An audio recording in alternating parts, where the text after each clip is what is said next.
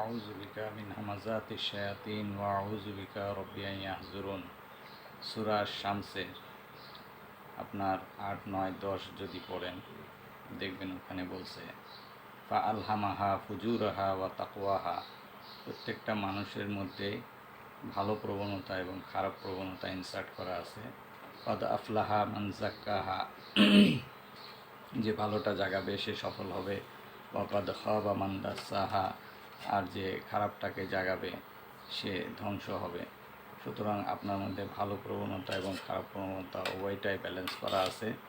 আপনি এখন চিন্তা করেন আপনি কোনটাকে জাগাবেন, ভালোটাকে জাগাবেন আপনার ভিতরে না খারাপটাকে জাগাবেন। যদি খারাপটাকে জাগান আপনি ধ্বংস হবেন, আর যদি ভালোটাকে জাগান আপনার মধ্যে ফুজুর আছে, তাকওয়া আছে। যদি ফুজুরটাকে জাগান আপনি ধ্বংস হবেন, আর যদি তাকওয়াকে আপনি ওপরে উঠান, আপনার মধ্যে তাকওয়া অবলম্বন করেন, তাহলে আপনি সফল হবেন।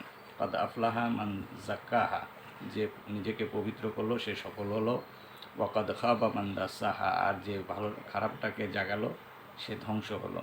সুতরাং আমরা যেন ধ্বংসের পথে না যাই, নিজেকে সঠিক পথে পরিচালনা করার জন্য নিজেকে মুত্তাকি হিসাবে, তাকওয়াবান হিসাবে গড়ে তুলতে পারি।